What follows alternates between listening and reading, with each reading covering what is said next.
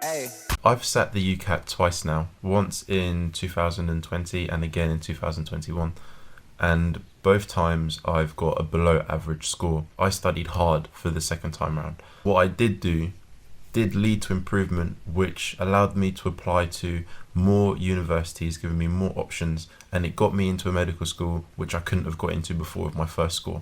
And so in this video, I'm going to show you exactly how you can optimize your performance. Slip, slide, trying to provide for me. Hey guys, good to see you again. If you're new around here, my name's Sunny. I'm currently a gap year student on my way to study medicine at Kent and Medway Medical School. Make sure you subscribe and you like the video, because this is going to be a very valuable video for you guys about to sit your UCAT. Make sure to share it with anyone who you think is going to be applying for medicine as well. And yeah, let's get into the video. Consistent practice on Medify just applies to all of the sections. Yeah, all of the sections, just make sure you go over them on Medify, regular intervals, timed, and just see where you go wrong, things like that. The section I improved the most on was quantitative reasoning. I went from 590 to 680, and what I did to make this jump was every day I practiced my mental maths using this site called mathtrainer.org. I'll leave a link in the description. It starts off simple, like 2 plus 2, 3 plus 4, 5 take away 2, and then it gets progressively difficult. It starts going into times tables, multiplications, squares, roots, and the faster you go, it gives you a score, and it shows you your accuracy, and it shows you how to solve things that you're weak on. And so by doing this every day through the span of about 6 weeks, I managed to increase my mental maths dramatically, and this really helped in the UCAT. A second thing I did is every time I would practice the quantitative reasoning section, I would only and strictly use the number pad. And the number pad is the 3x3 grid of, it's not even 3x3, it's like 4x7 or something like that. But yeah, the number pad is on the side of the keyboard, and this is better ergonomically for speed because it allows you to touch a lot more numbers at the same time or in quicker succession than the number bar along the top. And so by practicing with this becomes really comfortable and becomes instinctive almost. And so when you think of a number 105, you know exactly where to press it really quickly. Another thing for quantitative reasoning is that make a flashcard deck of all the equations you need to know. Like, I'll throw all of them up on the side. I'll throw all of the equations up on the side that you need to know. But yeah, make a flashcard deck of these and do these as often as you need to until they become second nature, until you can just reel them off. A big part of quantitative reasoning is just how natural you become, how comfortable you become with numbers and using them quickly. And then lastly, guesstimating. You don't have time to be fractions or decimals precision with these questions. You have to round here and there, you have to guess here and there, and then you need to flag and move on. The next section I made some good improvement in was my abstract reasoning.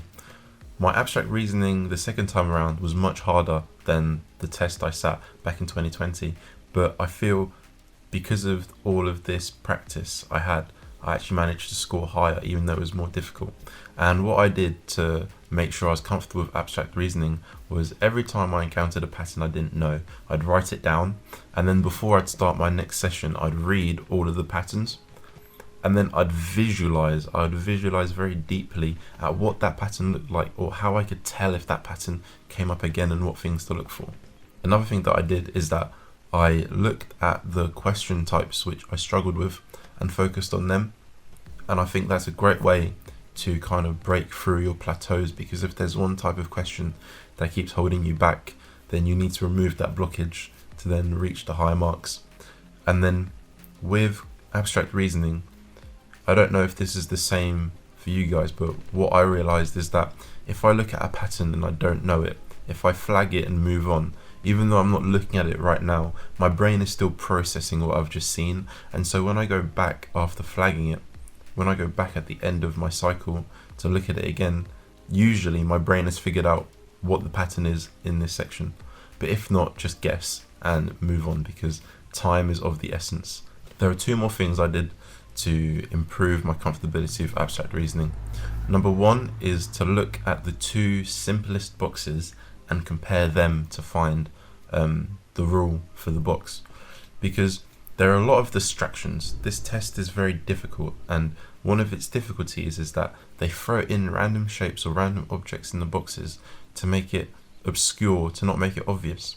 And so one way you can get around these distractions is by looking at the two most simple boxes, because they'll have the least distractions, but they'll still hold the essential quality to fit the rule, and that's what you need to find. So find the two simplest boxes and then compare them. And then lastly, it's to come up with an acronym checklist, which you'll go through every question for abstract reasoning to make sure that you're covering all your bases. And the reason you'll do this is because, like we mentioned before in quantitative reasoning, when you have a specific familiarity, you're able to do it a lot faster. So then through practicing with this acronym checklist, you'll become faster at running through the checklist. And as you become faster, you'll be able to use it faster and then save time and check things quicker. And then if it's not there, then you can start looking outside the box. But if it's there, you'll find it very quickly. And it's really important that you do this. And I think this really helped me. For decision making now, I really liked decision making, although it is very difficult. And a few things I used to make it easier. Turning those pesky little shape equations into algebra to find the missing shape. A couple of videos that explain this really well in the description, because they do a better job of it than I am doing right now. And 2, turning syllogisms. Yeah, I'm definitely saying that wrong. Or whatever that is, I'll show you an example. Turning syllogisms into Venn diagrams. When you turn the syllogisms into Venn diagrams, it makes it a lot easier to visualize whether the statement follows or does not follow. I definitely suggest you do this, because you always get at least 5 syllogisms in your questions, I believe, in decision making, I believe. And so if you can secure those 5, then that would make a great difference. Another thing that is a good pointer for decision making is to always write as you're working out the question, because decision making is really good at confusing you or giving you a lot of information to kind of muddy the water.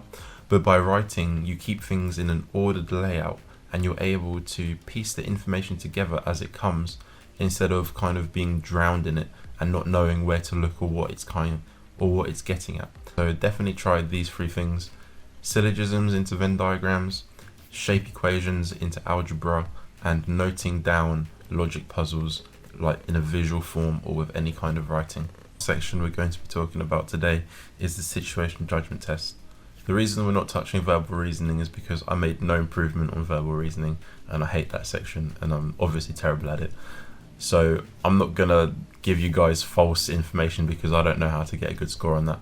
But with situational judgment, I do understand that section very well. Even though I got band 3, I don't think that was my fault. The questions were ridiculous, because I got a band 2 before and I was getting band 1s on my Medify. So honestly, that test was just a write-off. You can believe me on this though. During situational judgment, to be consistently getting band 1s on Medify is write down the situations that you get wrong and then find out the correct response. And before every session, read through your list, and eventually you'll start to learn the list, and anything similar, you'll have an idea of exactly what pairs with that similar scenario. For example, if you got a question on confidentiality wrong, was you leave patient notes in your car and you decide to take them back to the hospital the next day, and it asks you how appropriate was this: very appropriate, somewhat inappropriate, somewhat appropriate but wrong, and lastly completely inappropriate. Say you put completely appropriate and it says wrong, and the correct answer was completely inappropriate, then you note that down. Taking notes home and bringing them back the next day is completely inappropriate.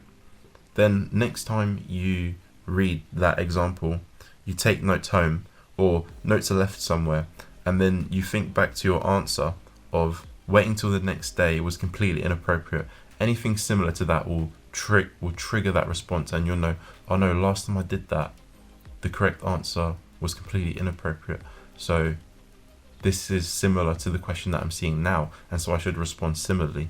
This is exactly what writing down the questions you get wrong and then reviewing them consistently does, and this is why I recommend it. Another thing you should do is read little and often the GMC's Good Medical Practice Guide. What this is, it's a document explaining behavior or the mannerisms that doctors are supposed to do in terms of their work within a team, in regard to patients, and much more. And by reading this little and often, you'll eventually get the gist of how a doctor is expected to behave, and then you'll be able to tap into that mindset yourself and then reproduce it. The last thing I want to touch on is how long should you prepare for your UCAT. My first year of taking the UCAT, I had no structure, so I'm not surprised I did so poorly. But the second time around, I chose 8 weeks. Now, if you listen about what other people say, 8 weeks is probably on the longer side, and I knew this and I did that on purpose because I kind of wanted to relearn every section at my own pace and not feel time pressured at all, and that's what I feel giving yourself a longer time does. But the downside to this is that it requires very good consistency because it's definitely susceptible to procrastination, and that's not good because that will set you back. But if you're kind of lacking in those areas, maybe 8 weeks is too long for you. But if you weren't going to do 8 weeks, I'd suggest 6 weeks. 6 weeks, your study sessions will be a bit more intense, but it won't be for as a prolonged amount of time, so you won't be as susceptible to burnout or procrastination. I wouldn't recommend 4 weeks. I don't think 4 weeks is enough time to really learn and understand each section and figure out where your weaknesses are and then tackle them at the same time. I think 4 weeks is way too short, but each their own, honestly. If I did it again, I would still choose 8 weeks to do it again. And that's all I have for you guys. If you found this video useful, please leave a like if you liked it. Share this video with anybody thinking of applying to medicine this year, and I'll catch you guys next week. Slip, slide, trying to provide for me.